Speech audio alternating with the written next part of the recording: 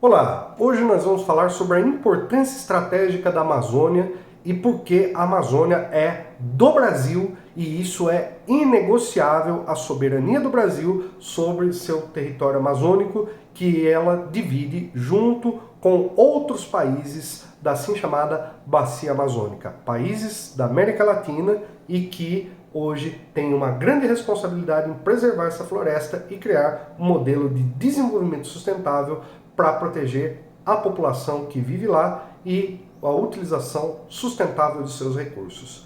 Venha conosco que nós vamos falar mais sobre essa grande floresta e tudo que representa a Amazônia para o nosso país e para o mundo. Recentemente, um artigo do ex-padre Leonardo Boff gerou uma repercussão extremamente negativa, na qual ele fala da internacionalização da Amazônia como uma solução para os problemas ambientais.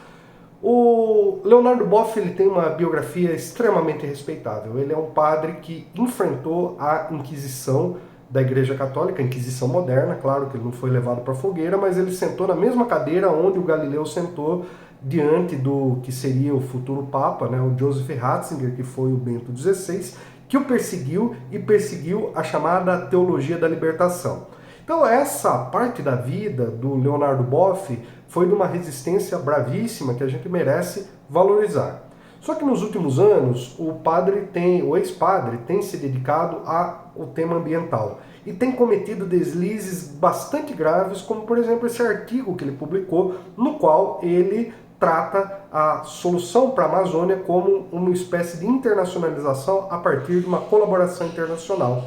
Inclusive, no referido artigo, ele cita Immanuel Kant, que é um filósofo alemão, que trouxe aí uma grande contribuição para o pensamento filosófico ocidental e que é considerado o pai da teoria idealista das relações internacionais.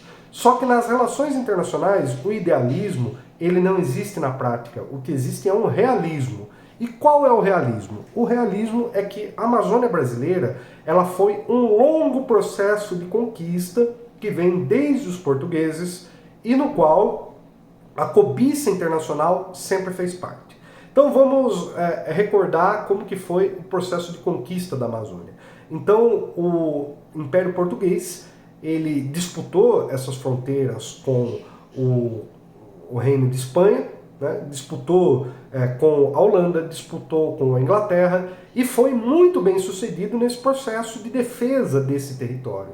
E aí nós tivemos, em 1750, um grande diplomata brasileiro, nascido em Santos, chamado Alexandre de Gusmão, que negociou as fronteiras a partir do Tratado de Madrid.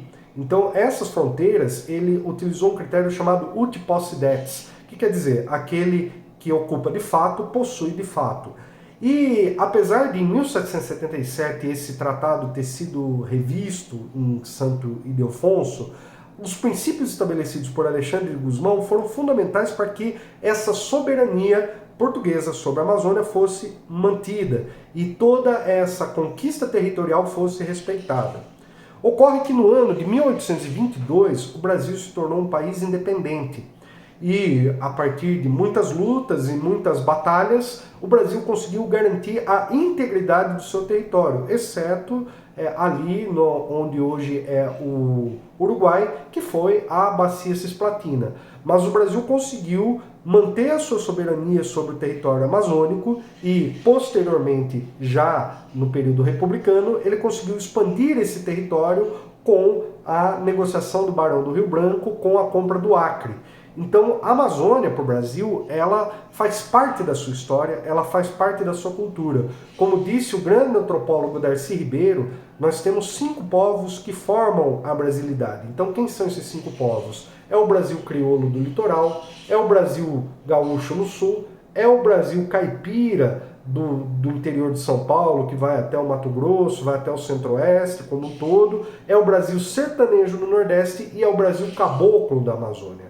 Quem é o caboclo? O caboclo é a mistura do indígena com essa população de origem portuguesa, de origem espanhola, de origem mestiça, de origem negra, que se miscigenou e formou esse povo que vive às margens dos rios. Então a Amazônia ela tem toda uma dinâmica completamente diferente da dinâmica das outras regiões do país. Enquanto nós temos, por exemplo, no Nordeste, o sertanejo que vive no semiárido, que vive em regiões ali de bastante dificuldade e que conviveu com a seca ali por longas décadas, na Amazônia nós temos exatamente o contrário. Nós temos chuvas o tempo inteiro, porque trata-se de uma floresta tropical úmida, a floresta equatorial da Amazônia, que fica na região do Equador.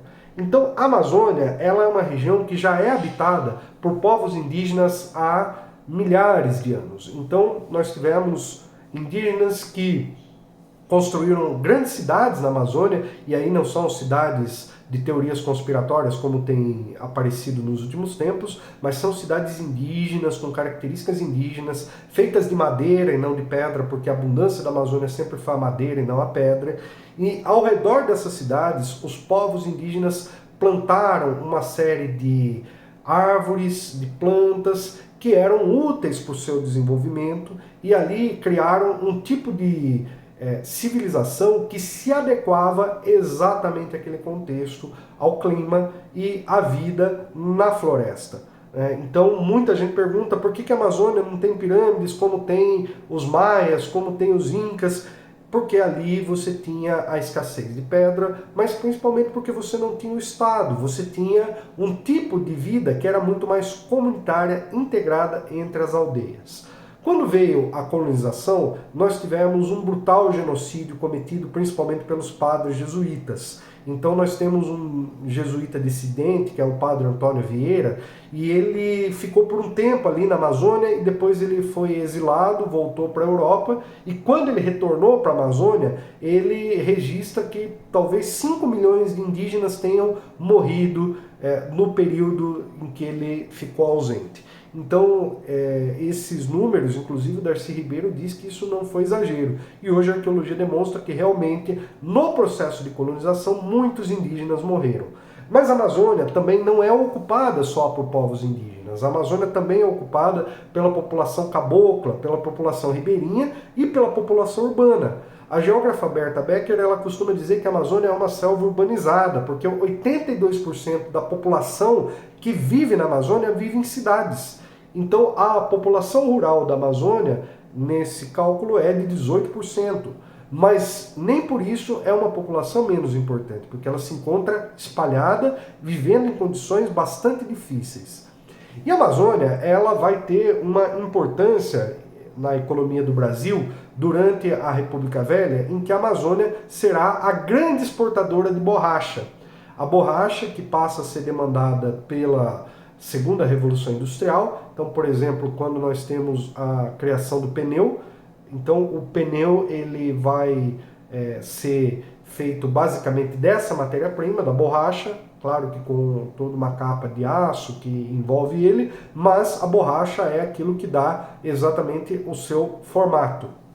E aí, com a criação do pneu, a borracha, que ela vai ser transformada pelo processo de vulcanização, que faz com que ela ganhe a resistência para poder então ser utilizada nos pneus, nós vamos ter uma demanda cada vez mais crescente.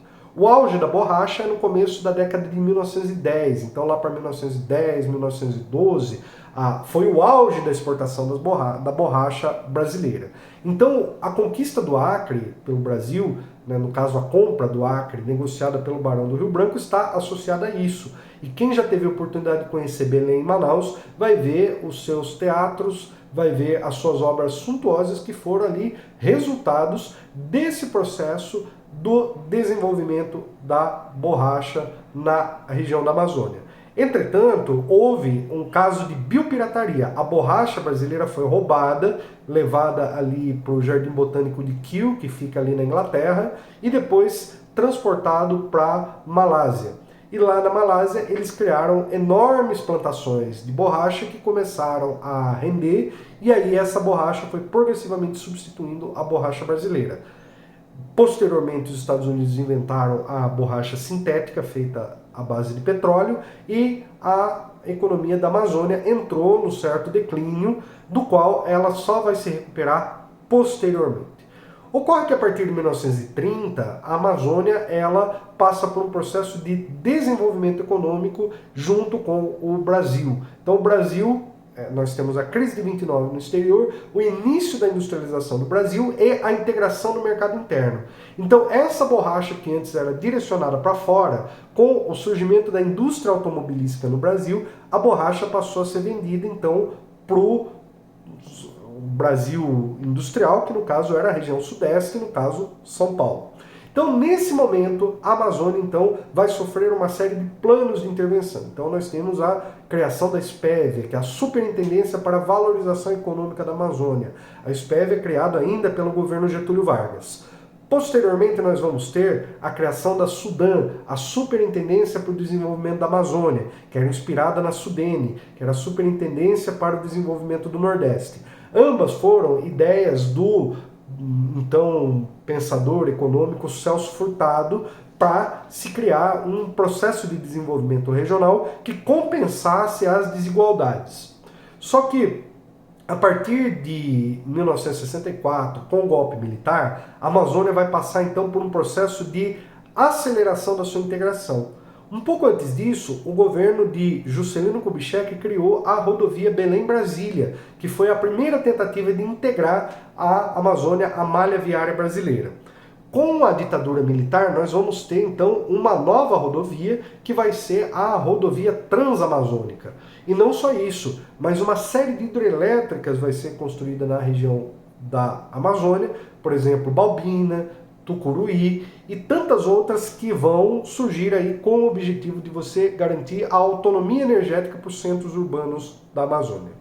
Vão ser criadas as universidades federais nesses estados e a Amazônia, então, ela vai passar a ser administrada por um conceito criado, que é o conceito da chamada Amazônia Legal. Então, a Amazônia Legal, ela compõe as áreas divididas em duas regiões, que é a Amazônia Ocidental e Oriental, sendo a Amazônia Ocidental formada pelo Amazonas, por Roraima, por Acre e Rondônia. E a Amazônia Ocidental formada por Belém, Amapá, Tocantins, e ali nós temos o norte do Mato Grosso e um pedaço do Maranhão. Então o Maranhão é o único estado do Brasil que faz parte tanto da jurisdição da SUDAM quanto da jurisdição da SUDENE. Então o Maranhão é a Amazônia Legal, mas o Maranhão também é Nordeste. Isso são as características sui generis da regionalidade brasileira e que fazem com que a Amazônia tenha essa importância. Nós tivemos também uma série de descobertas de minérios estratégicos na região Amazônia, dentre os quais o ferro é o mais importante. E aí vale a gente destacar o projeto Grande Carajás, que teve ali uma grande exploração desse minério. E o ouro também foi característico de todo o processo de exploração da Amazônia. No começo dos anos 80 nós tivemos Serra Pelada. Serra Pelada foi um caso em que a Amazônia ela transformou montanhas em lagos, de tanto que cavaram em busca de ouro. E que alguns pequenos grupos ali ficaram ricos e a maioria de quem batalhou ali no meio da lama para conseguir o ouro voltou tão pobre quanto chegou. Alguns que nem voltaram porque morreram contaminados, morreram por disputas e ali virou uma região de faroeste. A Amazônia também foi palco da Guerrilha do Araguaia na década de 1970, organizada pelo Partido Comunista do Brasil, PCdoB. E exatamente nessa região onde posteriormente viria a ser construída a chamada Serra Pelada. Então, essa guerrilha do Araguaia, ela foi o maior dispêndio de tropas militares do exército que ocorreu desde a Segunda Guerra Mundial. Para se ter uma ideia, os militares brasileiros chegaram a usar até napalm e agente laranja, que eram os produtos químicos de devastação da natureza que eram usados pelos Estados Unidos na Guerra do Vietnã. O líder da guerrilha, Oswaldo Orlando da Costa, conhecido como Oswaldão, teve sua cabeça decepada e penduraram ela de helicóptero para desfilar nas cidades, porque a população comum via com bons olhos os guerrilheiros, porque eles ofereciam atendimento médico e davam aulas de ensino, de alfabetização para a população local, coisa que o Estado não fazia.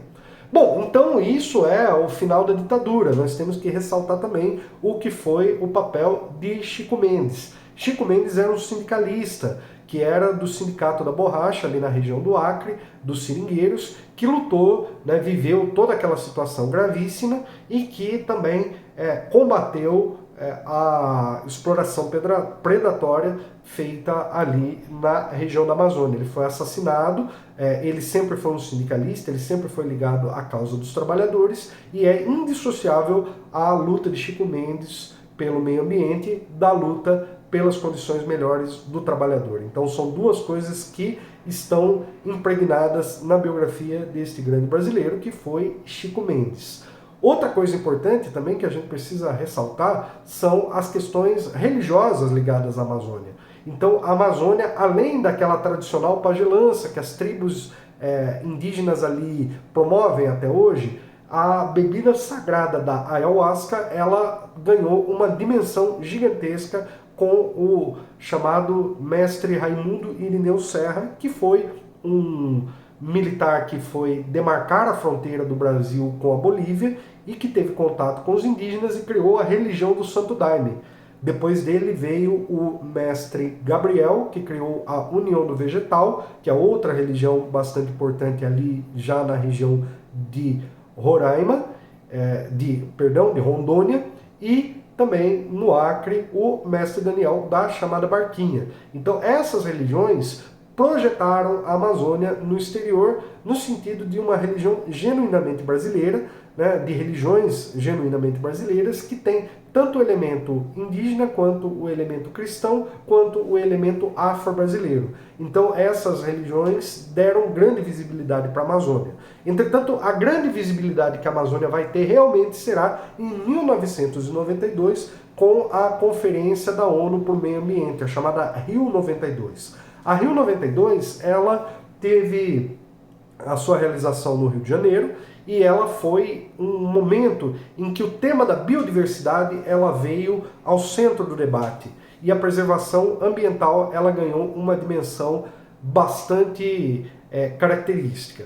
Vamos lembrar um pouco o histórico. Em 1972 houve a reunião do Clube de Roma que fez uma constatação de que os recursos do planeta seriam insuficientes para manter os padrões de consumo das economias desenvolvidas expandidos para o mundo inteiro.